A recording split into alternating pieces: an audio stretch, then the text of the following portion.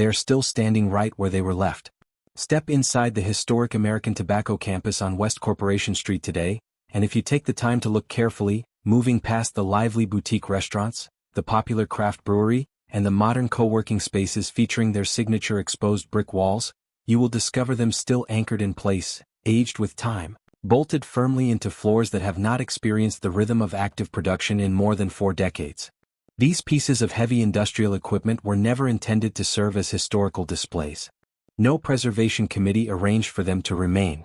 The simple truth is that their extraordinary weight and deep integration into the building's concrete foundation made removing them physically impractical without dismantling the entire structure around them.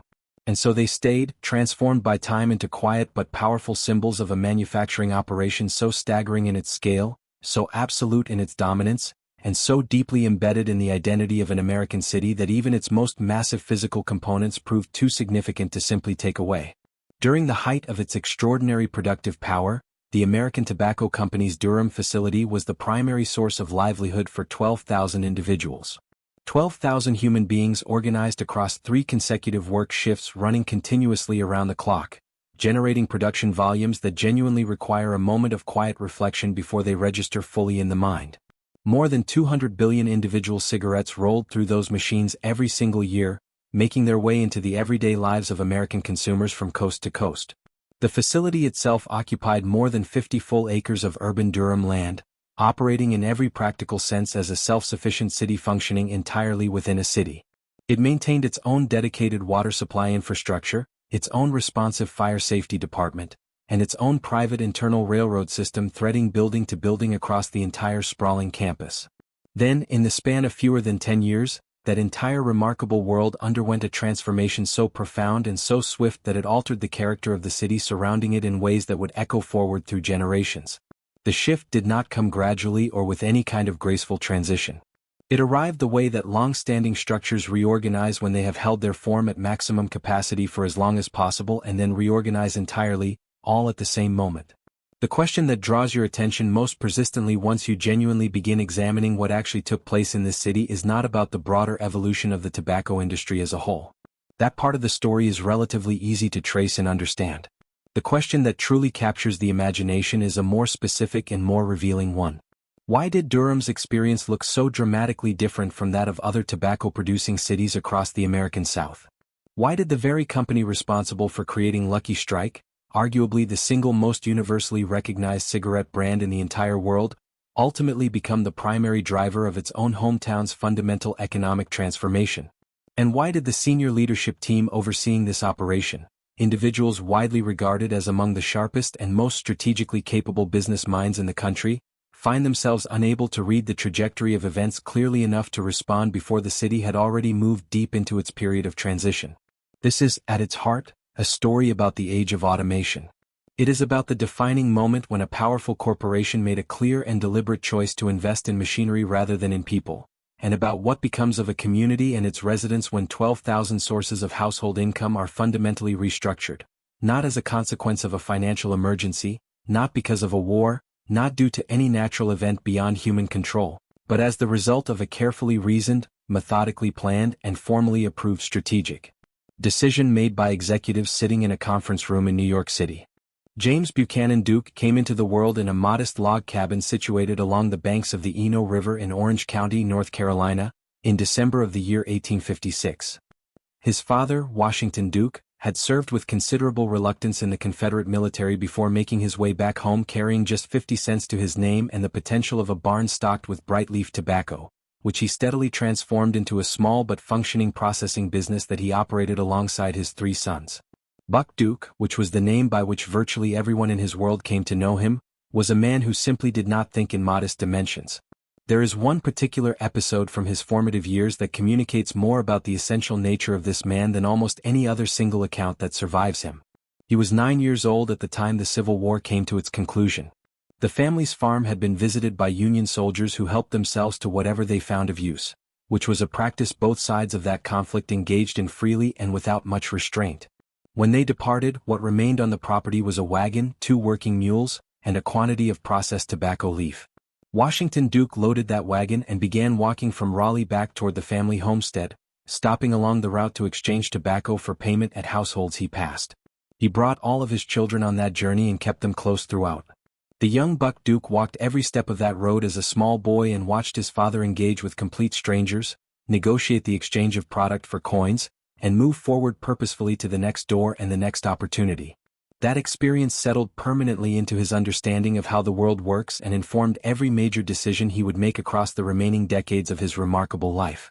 By the time he had moved through his late 20s, Buck Duke had arrived at a conclusion that no other figure in the American tobacco industry had yet managed to clearly articulate or fully act upon. Tobacco was not a refined premium product that required sophisticated premium marketing in order to succeed at scale. It was fundamentally a high-volume commodity product whose success depended entirely on the efficiency of its industrial production. The individual or company that could manufacture the greatest quantity of cigarettes at the highest possible speed and the lowest achievable cost per unit would ultimately command the entire market. The competitive advantage would not belong to whoever cultivated the finest quality leaf, and it would not belong to whoever employed the most skillful hand rollers with the most carefully developed technique. It would belong to whoever secured access to the most capable and most productive machinery available. In 1881, when Buck Duke was 24 years old, information reached him about a mechanical cigarette rolling device that had been invented by an individual named James Buchanan. This machine was engineered to produce 120,000 finished cigarettes in a single working day, a figure that stood in extraordinary contrast to the approximately 3,000 cigarettes that even the most experienced and accomplished hand roller could produce in the same period. The established and well-regarded tobacco companies of that era examined the Bonsack machine with collective skepticism and concluded that it was primarily a novelty item rather than a genuine competitive tool. The cigarettes it produced showed minor inconsistencies in quality. The mechanical operation of the device required regular attention and careful ongoing management to keep it functioning reliably. The established industry players were operating with comfortable confidence, supported by their experienced skilled workforces and their carefully cultivated reputations for consistent quality. Duke moved in the opposite direction. He signed an exclusive licensing arrangement directly with Bonsack. He brought on a skilled and dedicated mechanic named William O'Brien with the specific assignment of becoming a true master of every aspect of the machine's maintenance, calibration, and performance optimization. Within just 2 years he had 5 Bonsack machines running at full production capacity, generating cigarettes at 1/3 of the per-unit cost of his nearest competitor. The particular decision that Duke made in that moment is genuinely fascinating to examine carefully and thoughtfully, not because of the audacity or boldness that it required, but because every other significant player in the industry had access to exactly the same information about the Bonsack machine and arrived at the exact opposite conclusion from the same set of facts. What Duke understood that his competitors did not was probably something deceptively straightforward. That consumers, when offered a sustained and genuine choice between a cigarette that costs noticeably less and a cigarette that costs meaningfully more, would gradually and eventually stop attaching significant weight to minor differences in quality. He was correct. Profoundly and consequentially correct in a way that reshaped the entire industry around him. By the year 1890, Duke had successfully brought together 5 of the largest and most established tobacco enterprises in America into a single unified commercial entity called the American Tobacco Company, a powerful trust that held commanding control over 91% of the entire domestic cigarette market. He accomplished this at the age of 33. The selection of Durham, North Carolina as the company's primary operating base was anything but casual or coincidental, and understanding the specific reasoning that drove Duke toward this particular piece of North Carolina clay illuminates a great deal about everything that unfolded in the decades that followed. Durham in the 1870s existed barely at the level of a functioning town in any meaningful conventional sense. It had formally incorporated as a municipality in 1869, not because its small population harbored particular civic ambitions or developmental aspirations, but because the community required an official designated name for a train station serving a stop on the North Carolina Railroad line that passed through the area. The agricultural land surrounding the settlement produced bright leaf tobacco, a distinctive variety of cured tobacco leaf that had enjoyed steady and consistent popularity since well before the Civil War era, and whose characteristic golden coloring was the product of a wood fire curing method that farmers in Person and Granville counties had more or less stumbled upon by happy accident across the generations before them. Washington Duke had established his own production facility in Durham back in 1874, operating with initial founding capital of approximately $30,000. A figure that translates to roughly $800,000 when measured against contemporary purchasing power. That was a meaningful sum sufficient to finance a genuinely serious operation for that particular era in American industrial history, though it gave absolutely no indication of the enormous industrial ambitions that would follow and reshape the entire region. Several key factors made Durham the right location for what was coming. The natural climate contributed significantly, as Durham's characteristic humidity created tobacco processing conditions that were consistently more predictable and manageable than in many other available locations. The railroad connections were enormously valuable, given that the town sat at the productive intersection of rail lines capable of moving raw leaf tobacco in from surrounding farming regions and shipping finished product outward to national distribution networks. The available labor supply also represented a critical advantage, since the post-war American South had a substantial and largely underemployed population of workers, both African American and white, who had extremely limited employment alternatives and were actively seeking stable, regular work of any kind. By the time the American Tobacco Company completed its formal consolidation in 1890, Durham's identity had been comprehensively and permanently defined by a single dominant industry. The town did not host a tobacco sector that existed alongside other productive commercial activities of comparable significance. Durham was tobacco, in essentially every dimension that mattered economically, socially, and culturally. The company's payroll represented more than half of all formal employment recorded across the entire county. The company's tax contributions formed the financial backbone of the municipal government's operating budget. The company's charitable investments funded the construction of hospitals and schools and provided the initial and sustained financial support for Trinity College, an institution that would later, with continuing investment from the Duke family, evolve into what is recognized worldwide today as Duke University. What is critically important to appreciate about this entire founding chapter is what it established in terms of the underlying economic relationship between the corporation and the community surrounding it. A structure of singular, concentrated dependency in which one company and one city were tied together by a bond that ran in one clear direction only. Durham had not developed a broad and resilient diversified industrial foundation that happened to include a substantial tobacco component alongside other activities. Durham had tobacco production and, in practical economic terms, almost nothing else of remotely comparable scale or stability. Every merchant operating a business in the city, every property owner, every service provider, every congregation, every educational institution, every social organization, all of it existed entirely within the gravitational field generated by the factory complex and the paychecks it distributed. When the American Tobacco Company thrived and grew, Durham thrived and grew alongside it in every measurable way. The underlying logic of that relationship ran in only one direction, and for a long and comfortable generation, not a single person living or working in Durham felt any compelling reason to examine or question it. In the year 1911, the Supreme Court of the United States issued a landmark ruling requiring the formal dissolution of the American Tobacco Company under the provisions of the Sherman Antitrust Act. What had required the better part of 2 full decades to carefully assemble was taken apart by a single judicial decision of historic scope. The restructuring process produced 14 distinct and independent successor companies from what had previously been one unified commercial empire. The reconstituted American Tobacco Company retained ownership of the Lucky Strike brand and continued its manufacturing operations at the Durham facilities. R.J. Reynolds, headquartered in Winston-Salem, retained the Camel brand and its associated operations. Liggett and Myers held onto the Chesterfield product line. The iconic names that would come to define 20th-century American tobacco had their origins in the reorganization of Buck Duke's consolidated commercial enterprise. What rarely receives the attention it deserves in standard historical accounts of the 1911 restructuring is the actual effect that it produced for the tobacco industry in the years that followed.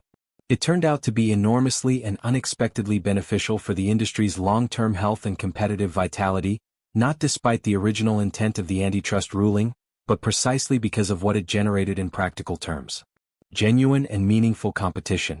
For the first time in well over a decade, the successor companies found themselves operating under real competitive pressure that required active innovation, serious investment in marketing, and the careful development of distinct brand identities capable of sustaining genuine consumer loyalty without the structural prop of monopoly pricing power. Lucky Strike, operating under the reconstituted American Tobacco Company, went on to become the first cigarette brand in American history to be genuinely, systematically, and comprehensively marketed to women as a primary target audience. This was a campaign executed in the late 1920s and carrying forward into the early 1930s, built around the memorable slogan, "Reach for a Lucky instead of a Sweet," which positioned cigarette smoking simultaneously as an expression of personal independence and a practical lifestyle management tool. It was strategically and deliberately crafted. It was brilliantly conceived and executed, and it achieved its objectives with exceptional effectiveness. By 1930, Lucky Strike had secured its position as the best-selling cigarette brand in America, commanding approximately 38% of the entire national market. The Durham manufacturing facilities were running all 3 production shifts at full capacity during this period of commercial success. The workforce had expanded to accommodate the growing production demands of the booming market, with African American workers representing a particularly significant component of that expansion.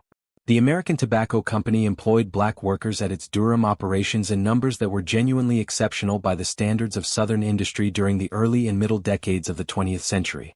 At the facility's productive peak, African Americans accounted for more than 60% of the total manufacturing workforce, concentrated specifically in the hands-on manual processing operations that formed the essential core of cigarette production, including the stemming, sorting, conditioning, and the physically demanding preparatory work of keeping raw tobacco material moving continuously into the production sequence. For the black residents and families of Durham, the American Tobacco Company represented a level and regularity of economic access that was essentially unmatched anywhere else across the American South at that time. The wages that the company paid, whatever their relative level, arrived consistently and through formal employment arrangements that provided a degree of financial stability and predictability that most alternatives available to black workers in that era simply could not offer.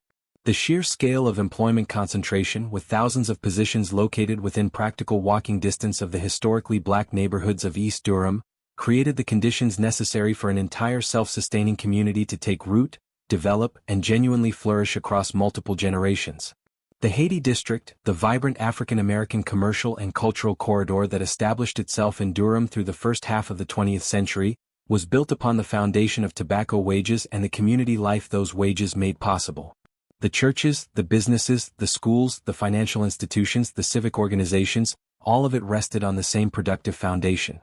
North Carolina Mutual Life Insurance Company, founded in Durham in 1898 and eventually recognized as the largest black-owned business enterprise in all of America, grew in close and direct relationship to the tobacco workforce it served, protected, and helped sustain. Durham carried with genuine pride the designation of the Black Wall Street, a phrase perhaps more widely associated with Tulsa, Oklahoma, but applied to Durham specifically and meaningfully by Booker T. Washington himself.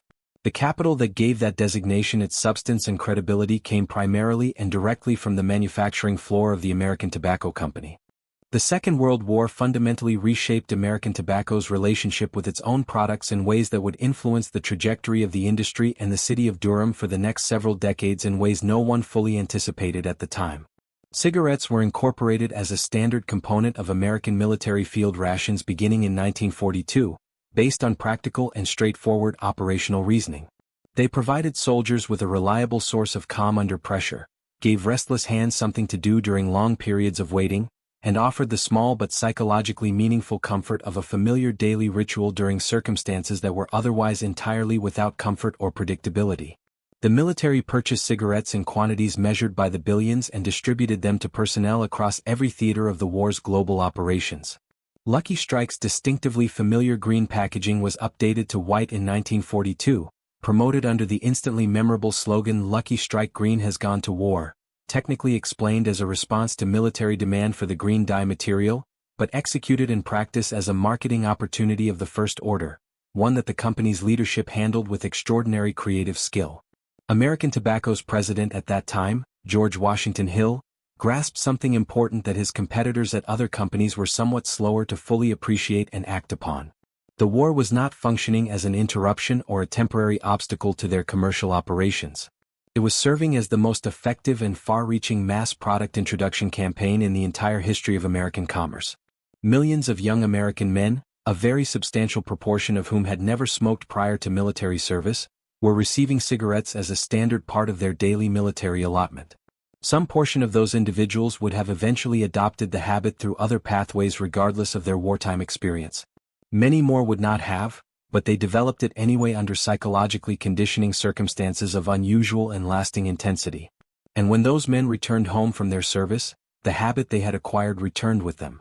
By 1945, Per capita cigarette consumption across the United States had climbed to 3,449 cigarettes per person annually, representing a daily average of roughly 10 cigarettes for every adult American. Consider carefully what that figure actually represented for the city of Durham.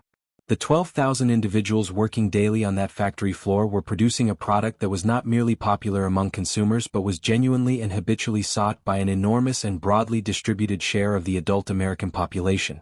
The market at that particular historical moment appeared structurally permanent and essentially unassailable in a way that made any alternative future scenario genuinely difficult for anyone involved to seriously contemplate. George Washington Hill passed away in 1946, having overseen the single most financially productive decade in the company's entire history.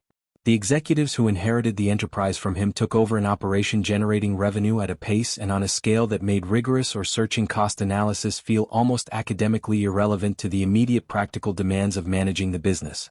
When every measurable indicator is performing at or above expectations, it is genuinely and understandably difficult to identify clearly what may not be functioning as well as it appears.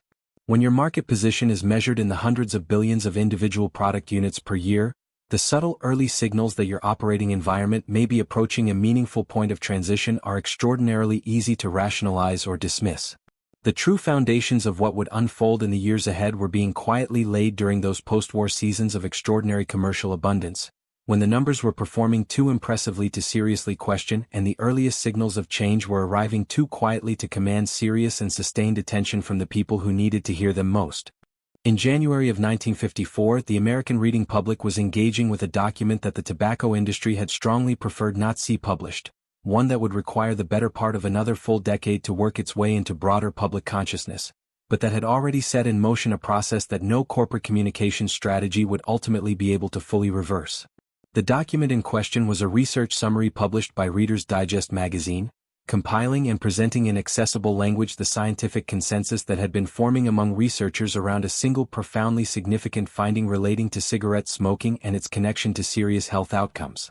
The Reader's Digest piece, which carried the attention-commanding title "Cancer by the Carton," was neither the first publication to engage with this subject nor the most technically exhaustive treatment of the available science.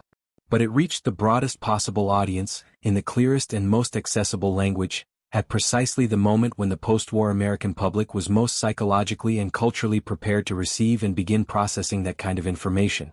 The tobacco companies collectively responded with a strategic communications program that has since become one of the most thoroughly studied and analyzed crisis management efforts in the history of American corporate public relations.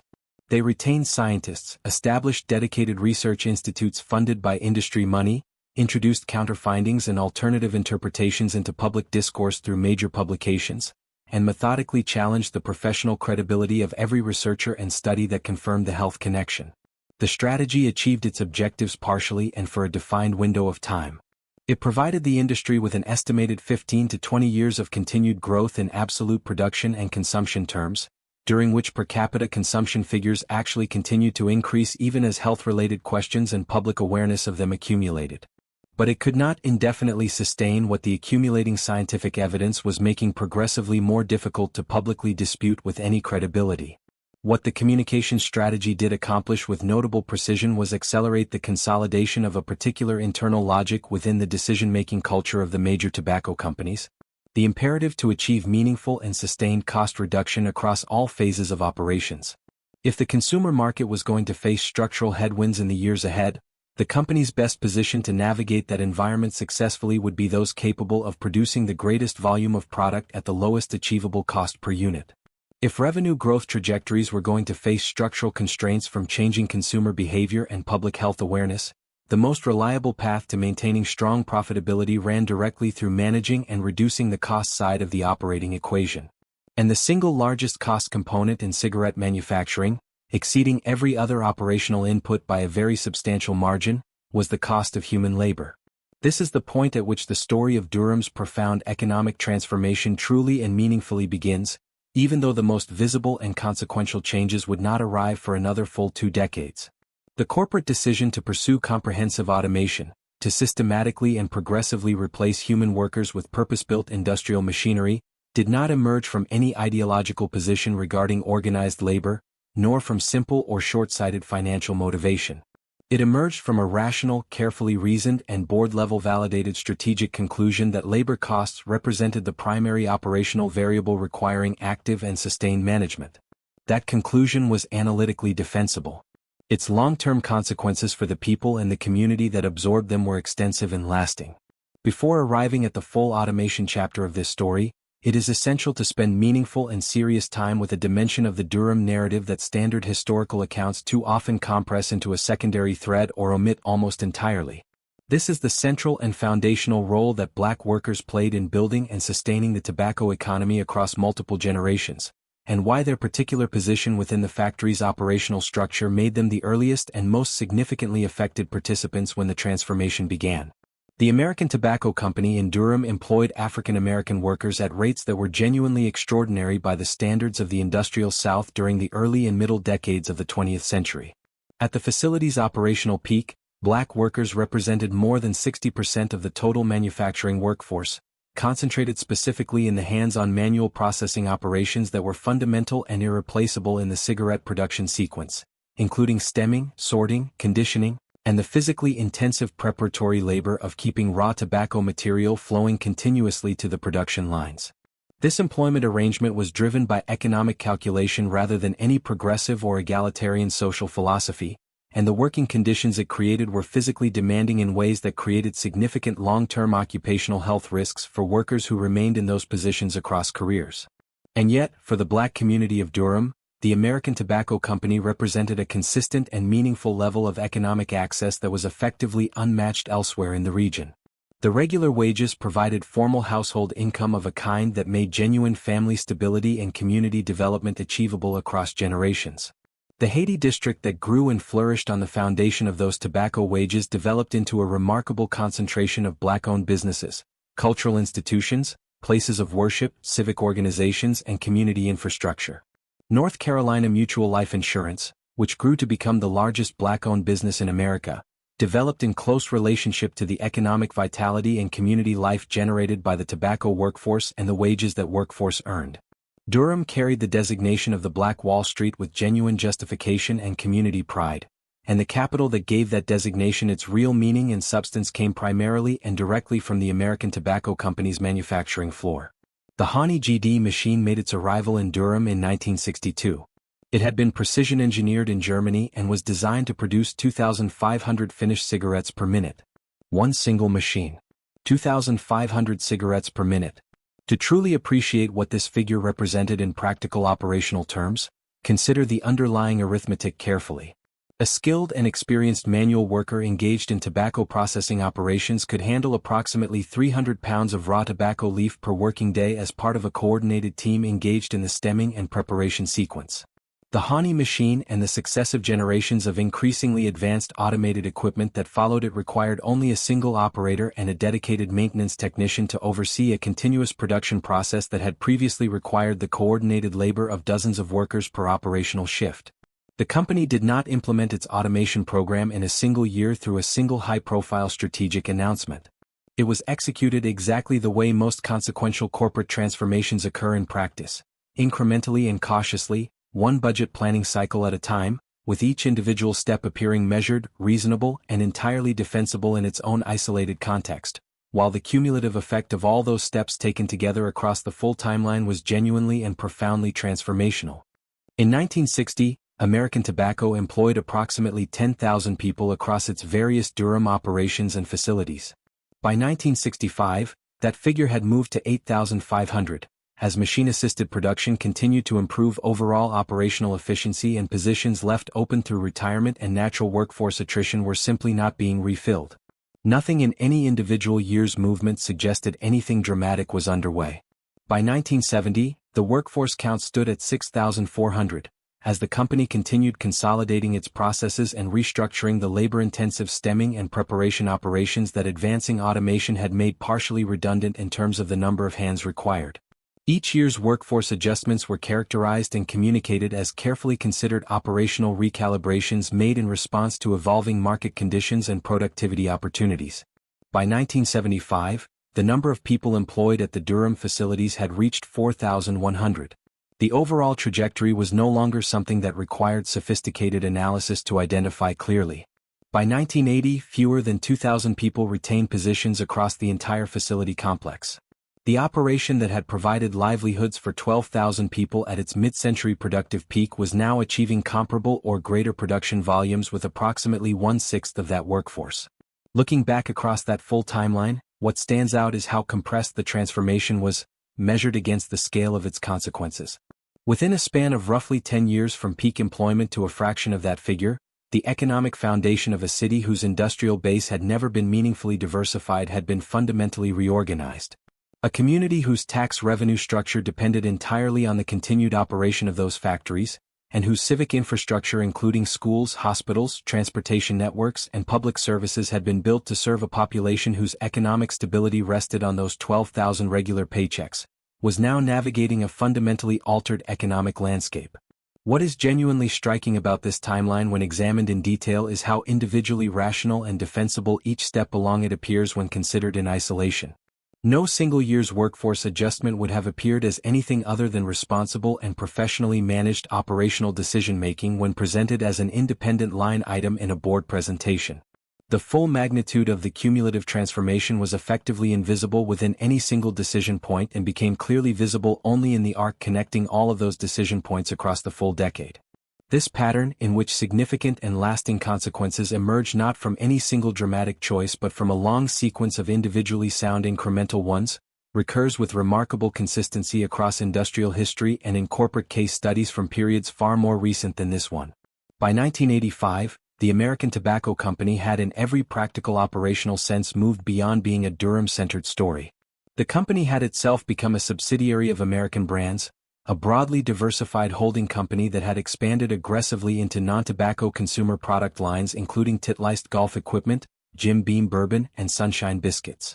This strategic diversification reflected a clear-eyed and candid assessment within the company's senior leadership that the cigarette business represented a managed transition environment requiring disciplined cash management rather than a growth environment justifying significant reinvestment and expansion.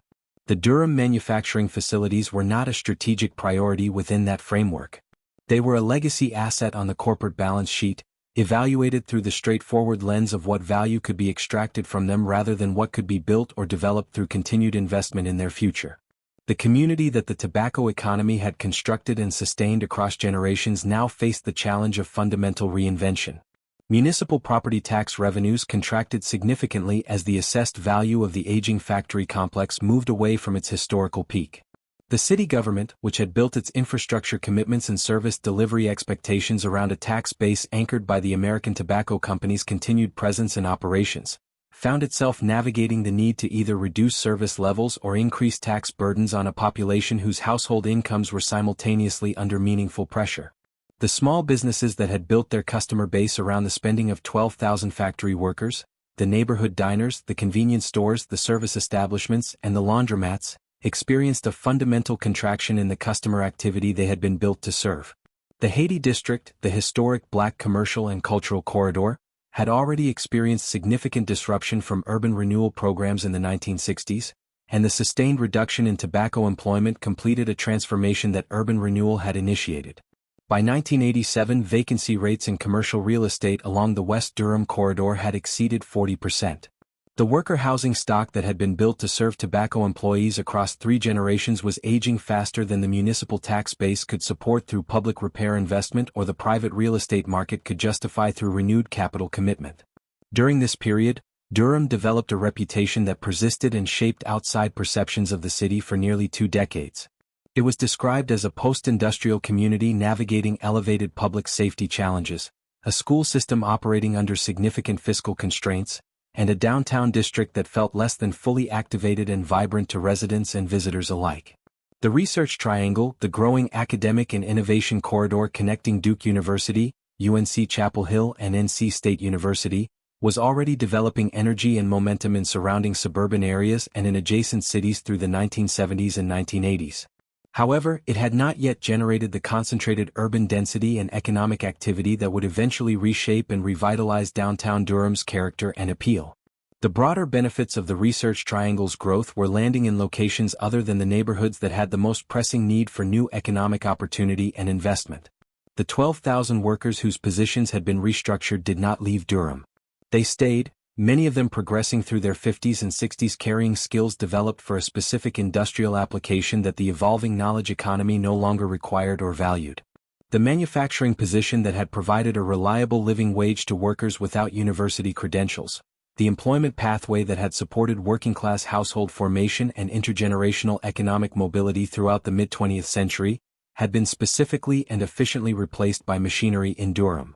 American Tobacco formally concluded its manufacturing operations at the Durham facility in 1987. The final cigarette moved off the Durham production line sometime during the spring of that year. There was no public ceremony to mark the moment, no press release acknowledging it to the media, no formal recognition that a chapter of genuinely significant historical and human importance was drawing to a close. The machinery was taken out of service. The buildings were secured against entry. The campus fell quiet. The facility's closure was entirely defensible in narrow financial terms. The company had consolidated its production operations into more modern, more comprehensively automated facilities in other locations that offered superior per-unit economics. The Durham campus, with its aging multi-story construction and its legacy infrastructure requirements, could not achieve per-unit production cost competitiveness with newer single-story manufacturing plants that had been designed from their inception around full automation and optimized workflow. The decision was sound within the specific accounting framework in which it was evaluated, in the same way that many decisions which carry significant community-level consequences are sound when evaluated within narrow and specific accounting frameworks. What that framework did not fully incorporate, what corporate decision frameworks rarely incorporate in a complete and balanced way, was the full accounting of all consequences. Not just the per-unit cost of production, but the full community cost of a primary employer's fundamental transformation. Not just the efficiency gains realized through automation, but the tax revenues that would no longer be collected, the social services that would need to be funded from a reduced base, the community institutions that would operate under constrained resources, and the human capital that would face a full generational adjustment period with limited transitional support. The successor companies to American Tobacco made no financial contributions to Durham's transition. They operated under no legal requirement to do so. They left behind the physical buildings, some environmental remediation requirements stemming from decades of industrial tobacco processing activities, and a workforce that the market had rendered functionally obsolete in the span of a few short years. The company that had invested in Duke University's development, funded Durham's hospitals, and provided working-class employment across 3 generations had completed its own transformation. And what it left behind was a community that had genuinely never been required to develop the capacity to sustain itself independently of its presence. What often disappears in the broad structural narrative is the individual human dimension of what actually happened. Think carefully about a woman who had worked in tobacco stemming operations at the American Tobacco facility for 22 years, who was 51 years old in 1987, who had built a household and raised 3 children entirely on the income that employment provided, who had never found herself in the position of needing to seek alternative work during her entire adult working life. What realistic and accessible path forward existed for her when that chapter closed? The retraining programs that were discussed in policy circles, partially funded through various public mechanisms, and largely insufficient in their practical scope and design, could not convert 2 decades of tobacco-specific manual expertise into the kind of technical employability that the emerging research triangle economy required and rewarded.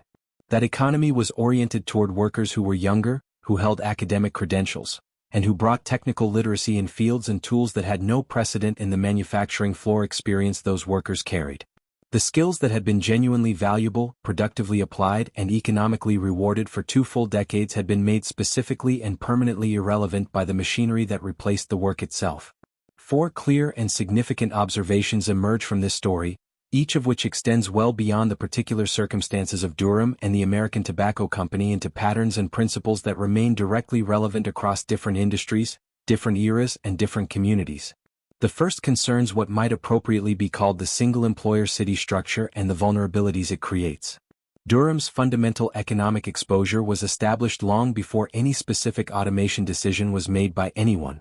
It was created in the founding period of the city's industrial development when tobacco production became not merely the dominant but essentially the only meaningful economic activity the city possessed.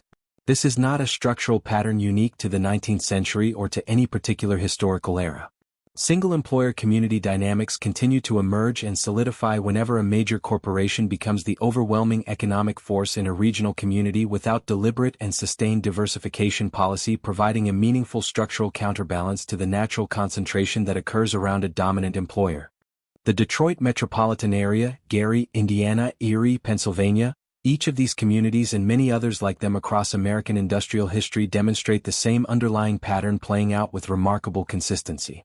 A corporation expands and grows to dominate a regional economy. The surrounding region structures its infrastructure, institutions, and public services around that corporation's payroll and tax contributions. The corporation eventually encounters competitive conditions that it addresses through labor optimization and operational restructuring. And the region then discovers that it built its economic future on a foundation that belonged entirely to someone else and that could be reorganized without prior notice and without continuing obligation. American Tobacco's principal competitor in Winston-Salem, R.J. Reynolds, made comparable automation decisions over a comparable timeline, and Winston-Salem experienced comparable workforce transitions as a result. The meaningful difference was that Winston-Salem had developed a somewhat more diversified industrial foundation and had a different corporate culture at Reynolds that invested more broadly in regional institutional development and community health. The community transition there was also substantial and challenging. It was not as concentrated in its impact as what Durham experienced. The second observation concerns how incremental decisions accumulate into transformational outcomes without any single decision moment appearing significant enough to trigger the level of scrutiny and analysis that the full cumulative transformation would certainly have generated if understood clearly at the outset. The automation of the Durham facility did not result from a single dramatic strategic announcement or a single pivotal boardroom decision. It unfolded across 12 consecutive annual budget planning cycles, each one individually defensible in its own operational and financial context. The company's leadership was not consciously deciding to fundamentally reshape an entire city's economy. They were making consistently rational, professionally defensible decisions to improve per-unit production economics, repeatedly and incrementally, over a period of more than a decade. The full weight of all those decisions accumulated quietly and became clearly visible in its aggregate magnitude only after it had become effectively irreversible. This pattern, in which genuinely transformational consequences emerge from extended sequences of individually rational incremental choices, represents arguably the most important governance challenge facing any industry undergoing meaningful technological transition. It is no easier to recognize in real time today than it was in 1965. Given the current pace of technological development measured against the much slower pace of available policy response mechanisms, it may actually be more challenging to navigate well today than it was then. The third observation addresses the distribution of efficiency gains and the question of who actually carries the associated adjustment costs when technology advances. The Hani machine was objectively more productive than the workers whose positions it replaced.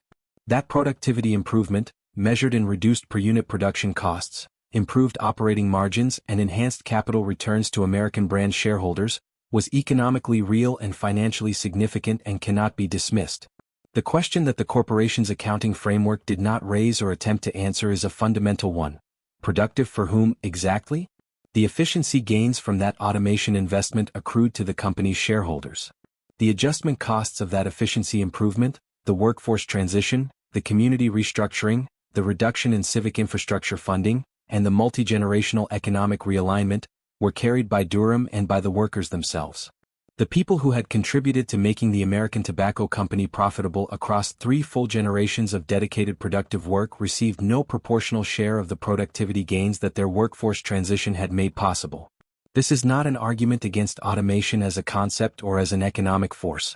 Automation genuinely creates economic value, and across sufficiently long time horizons, that value tends to distribute through economies in ways that raise aggregate living standards broadly. But the time horizon across which automation's broader economic benefits distribute is measured in generations. The time horizon across which automation's immediate adjustment costs arrive and must be absorbed is measured in fiscal quarters and annual reporting cycles. The workers of Durham lived on the shorter time horizon. The shareholders who captured the efficiency gains lived and benefited on the longer one. The fourth observation is specific to Durham's experience and to the racial dimension that runs through every chapter of this story. The African American workers who formed the numerical majority of American Tobacco's manufacturing workforce were the earliest to experience workforce restructuring as automation advanced, because they were concentrated specifically in the manual processing operations that industrial machinery was designed and deployed to replace first. They did not have the union protection structures comparable to what organized labor in northern industrial communities had negotiated and secured over the preceding decades of labor movement activity. They did not have severance arrangements calibrated to recognize or reflect the length and value of their service contributions. They did not have pension vesting structures that would protect retirement income security after workforce transition. They transitioned out of their positions and then watched the commercial and cultural district that their wages had built and sustained across generations, the Haiti district, navigate a sustained period of reduced economic vitality from which it has not returned to its historical peak. The civil rights movement had, by the 1970s, established formal legal frameworks and opened legal pathways that had not previously existed for Black Americans. But formal legal equality and genuine economic opportunity are meaningfully and significantly different conditions in practice. In Durham in 1975, the economic foundation that had provided the material basis for Black civic life, community culture, and neighborhood development across generations was being systematically transformed by industrial machinery. The tobacco industry had drawn upon and benefited from Black labor across a full century under conditions that were economically exploitative by any honest standard of measure.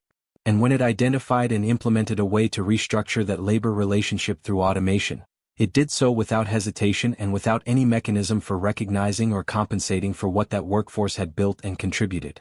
Walk through the American Tobacco campus today and what you encounter is genuinely impressive, vibrant, and thoughtfully realized. The campus went through a comprehensive and ambitious redevelopment process in the early 2000s, anchored by a major investment commitment from developer Greg Hatem, that successfully converted the historic industrial buildings into a mix of popular restaurants, professional office environments, and lively entertainment venues that now draw both residents and visitors in consistent numbers. The Durham Bulls Athletic Park sits in immediate proximity. A boutique hotel occupies what was once a working warehouse building. A craft brewery operates with real energy and enthusiasm in a space where tobacco leaf was once carefully conditioned in precisely humidity-controlled chambers. The redevelopment project has earned architectural recognition and professional awards.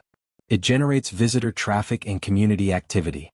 In travel writing and urban development commentary, it has become a frequently cited and genuinely admired example of successful adaptive reuse of historic industrial heritage.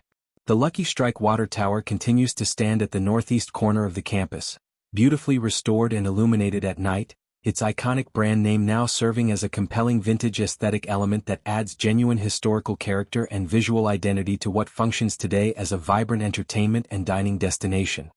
The American Tobacco Company itself ceased to exist as an independent operating entity through a series of mergers and acquisitions that reached their conclusion when British American Tobacco completed its acquisition of the remaining assets in 1994. Lucky Strike cigarettes continue to be manufactured in facilities located in various countries, sold in international markets around the world in quantities representing a fraction of what the Durham operation once produced. The brand that George Washington Hill built and that the Durham factory sustained for decades persists as a recognized participant in a global market that has been entirely restructured around it over the intervening decades. Durham itself has, by many significant and meaningful measures, experienced a genuine and impressive revival. Downtown Durham is, across the past decade, widely regarded as one of the more dynamic, energetic, and actively developing small city downtown environments in the entire American South. Duke University's continued growth as a globally recognized research institution has provided a stable and expanding anchor for an innovation-driven knowledge economy.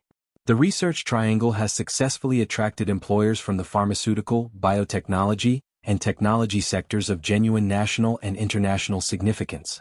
Property values across many Durham neighborhoods have risen substantially over the past 15 years, reflecting renewed investment confidence and residential demand.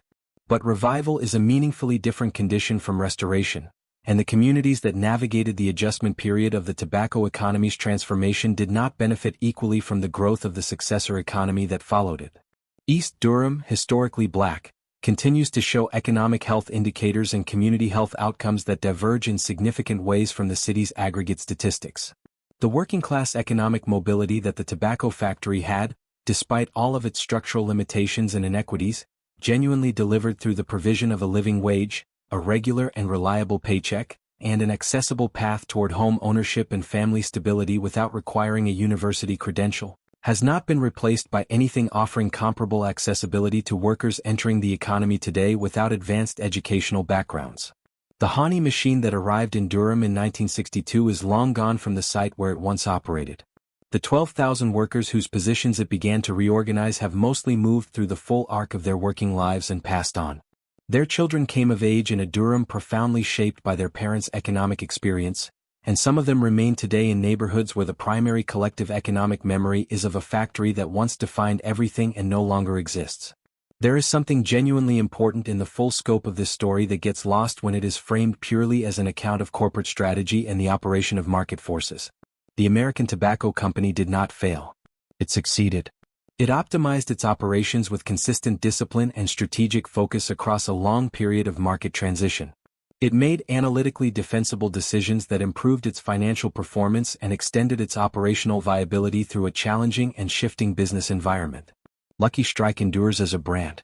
American brands evolved into fortune brands, diversified profitably across multiple consumer product categories, and its successor entities continue to operate and generate returns in today's markets. The cost of that sustained commercial success was carried by a city that never submitted an invoice for it, by workers who had no mechanism to seek recognition for their contribution to it, and by a community whose entire civic and social infrastructure was built on a foundation that could be reorganized without advance notice and without any continuing obligation to the people who had built their lives upon it. The machines were too heavy to move from the floors they had been bolted into for decades. Everything else, it turned out, was considerably more mobile than anyone living in Durham had ever needed to imagine.